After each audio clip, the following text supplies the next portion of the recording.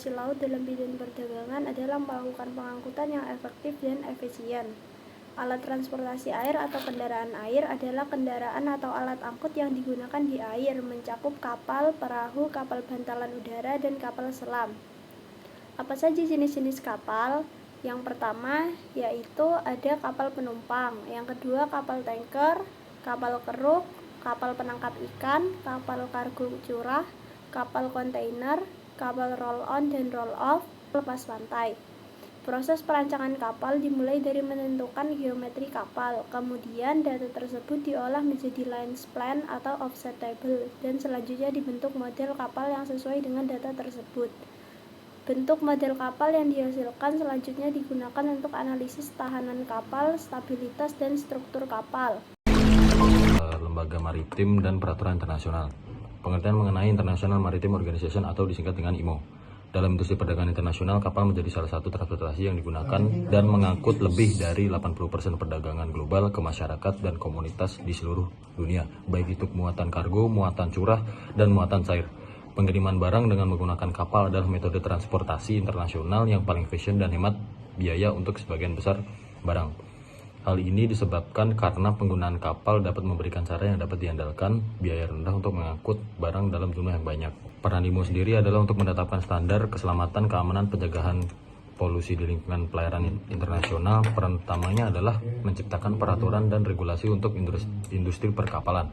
Langkah yang diambil oleh IMO ini mencangkup semua aspek termasuk desain kapal, konstruksi kapal, peralatan, manning atau crewing, operasional kapal, pencegahan polusi maritim. Di antaranya terdapat beberapa regulasi dari IMO sendiri, yaitu adalah SOLAS, yaitu the National Convention on the Safety of Life at Sea, International Convention on Tonnage Measurement, International Convention on Load Lines of Ships, ISM Code, ISPS Code, MLC, dan BWMC. Tahapan perancangan kapal. Kapal adalah sebuah produk yang dibuat setelah dipesan atau made to order product. Dalam perancangan kapal terdapat 3 bagian, yaitu konsep desain, preliminary design, dan detail design. Konsep desain akan sangat berpengaruhi daur hidup kapal, khususnya berhubungan dengan harga dari kapal itu sendiri dan biaya operasional ke depan. Dan preliminary design adalah konsep desain yang telah disetujui menjadi beberapa gambar teknis dan teoretikal untuk perhitungan dan analisis, membuat model kapal dan simulasi menggunakan desain spiral. Dan detail desain biasanya dibuat oleh galangan, tapi biasanya ada desain transisi yang dibuat oleh arsitek perkapalan dan pemilik yang dikenal sebagai desain kontrak. Dan terdapat 3 tahap dalam proses perancangan kapal, yaitu konsep desain, preliminary design, dan detail design. Pertama, koefisien bentuk dan bagian struktur bangunan kapal. Ukuran utama kapal terdiri dari panjang kapal, lebar kapal, tinggi kapal, dan syarat kapal. Lalu ada koefisien bentuk kapal. Yang pertama ada koefisien garis air, perbandingan antara luas bidang garis air muat AWL dengan luas buah 4 persegi panjang dengan lebar B dan panjang LWL. Lalu koefisien midship atau perbandingan antara luas penampang midship yang terendam air AM dengan luas satu penampang yang lebarnya B dan tingginya T. Koefisien blok atau blok koefisien, perbandingan antara isi karena dengan isi suatu balok dengan panjang LWL, lebar B dan tinggi T. Koefisien prismatik yang terdiri dari memanjang dan tegak. Lalu bagian struktur kapal terdiri dari konstruksi linggi haluan, konstruksi midship, oil tanker, dan bulk carrier. Hambatan kapal dan apa saja jenis-jenis hambatan kapal. Hambatan kapal itu sendiri adalah gaya fluida yang bekerja pada kapal sedemikian rupa sehingga melawan gerakan kapal tersebut. Fluida yang dimaksud adalah air dan udara. Ketika kapal bergerak di laut, mereka akan menghasilkan 2 tekanan, yaitu tekanan dinamis pada lambung kapal dan tekanan tangensial pada bagian kapal yang tenggelam dikarenakan viskositas air. Keduanya menghasilkan gaya resultan yang melawan arah kapal, dan gabungan kedua gaya ini disebut sebagai hambatan kapal. Lalu apa saja jenis-jenis hambatan pada kapal? Yang pertama, hambatan terhadap ombak. Ombak yang menghantam kapal menghasilkan tekanan dinamis yang menghasilkan hambatan juga pada kapal. Yang kedua adalah hambatan gesek yang terjadi akibat gesekan terhadap kapal dan viskositas air yang menghasilkan tekanan tangensial dan menyebabkan hambatan pada kapal. Lalu hambatan terhadap pusaran, di mana pusaran yang dimaksud terjadi karena perbedaan viskositas fluida yang melalui kapal. Lalu ada tekanan udara dan juga tekanan tambahan dari berbagai bagian kapal lain seperti propeller, sistem propulsi kapal, dan juga jenis-jenisnya. Sistem propulsi kapal adalah sistem yang menggerakkan kapal ke depan dan ke belakang yang mempunyai gaya dorong. Dan untuk jenis-jenisnya, yang pertama ada fixed pitch propeller atau FPP.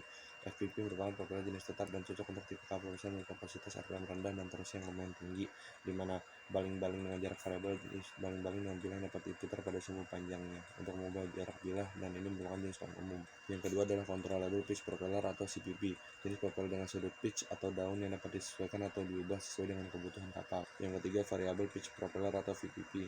VPP adalah jenis baling-baling dengan bilah yang dapat diputar di sekitar sumbu panjangnya untuk mengubah pitch bilah. Selanjutnya adalah ducted propeller atau nozzle core, adalah baling-baling laut yang dilengkapi dengan nozzle yang tidak berputar.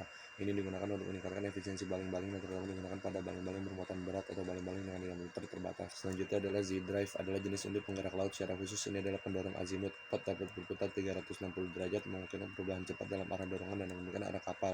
Lalu yang terakhir adalah water jet propeller, kapal yang dalam pengoperasiannya menggunakan sistem semburan air sebagai media pendorongnya sehingga kapal dapat bergerak sesuai dengan kecepatan kapal yang diinginkan.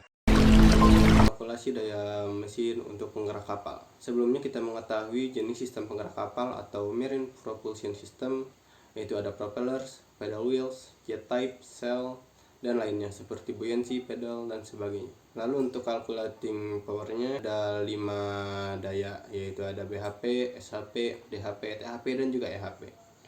BHP sendiri adalah brake horsepower, yaitu daya yang digunakan untuk mengerem atau menghentikan kapal. Daya yang dikeluarkan dari engine menuju reduction gear.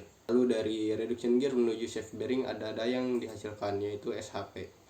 SHP sendiri atau shaft horsepower adalah daya yang dihasilkan oleh motor penggerak utama kepada poros baling-baling dan diukur pada poros di stern tube. Lalu dari shaft bearing menuju propeller ada daya yang dihasilkan, yaitu DHP atau derivative horsepower adalah daya yang diberikan pada baling-baling kapal untuk mencapai kecepatan tertentu. Dari propeller menuju hull ada daya yang dinamakan yaitu THP. THP atau thrust horsepower adalah daya dorong yang dihasilkan propeller untuk mendorong kapal sampai pada kecepatan dinasnya. Di hull menuju keluar ada daya yang dihasilkan yaitu EHP. EHP atau effective horsepower adalah daya yang dikeluarkan oleh mesin induk kapal. Terdapat beberapa alat bantu kapal yang umumnya ada di geladak kapal beserta fungsinya. Yang pertama ada anemometer untuk mengukur kecepatan dan arah angin. Yang kedua ada boiler digunakan sebagai tempat untuk mengikat tali kapal. Ada radar, alat pemantauan untuk mendeteksi objek, cuaca dan navigasi. Kompor deck untuk memasak. Pintu-pintu air atau lubang digunakan untuk mengalirkan air dari geladak untuk menjaga kestabilan kapal. Ada bak mandi untuk mandi atau membersihkan diri. Ada tangga kapal untuk memfasilitasi akses dari geladak ke darat atau ke dek lainnya. Ada lifebuoy atau pelampung digunakan sebagai penyelamat dalam keadaan darurat. Bingkai penopang kargo digunakan untuk menopang dan menjaga kargo dari kontak langsung dengan geladak. Ada life raft untuk rakit penyelamat atau alat penyelamat darurat.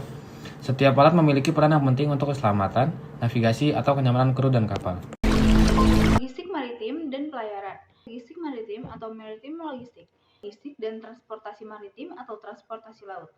Logistik adalah proses perencanaan, pelaksanaan, pengontrolan efisiensi dan efektivitas aliran dan penyimpanan barang, servis atau layanan, serta informasi dari titik asal ke titik tujuan untuk memenuhi pelanggan.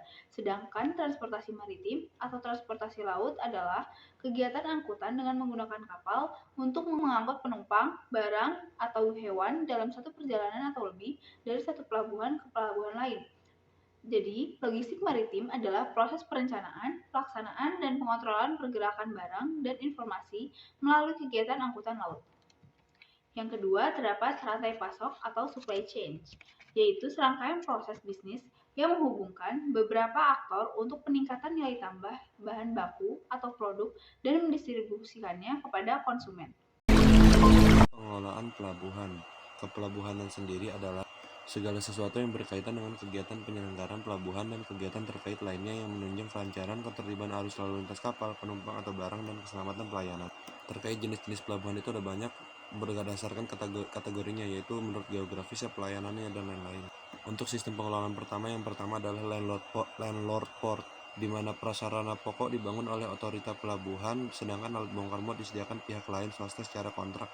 Fungsi utamanya adalah mengatur dan mengendalikan pelayanan pelabuhan. Lalu ada tool port, semua peralatan disediakan oleh pengelola pelabuhan, namun pengoperasiannya dilakukan oleh lembaga lain. Otorita pelabuhan menetapkan target pendapatan yang harus dibayar oleh pengelola pelabuhan. Lalu ada operating port, otorita pelabuhan membangun semua sarana dan prasarana serta melakukan investigasi peralatan bongkar muat dan mengoperasikannya. Semua pihak yang melakukan kegiatan tunduk pada peraturan otorita pelabuhan. Sedangkan untuk jenis menurut pelayanannya ada seaport, river port, fishing port, dan warm water port.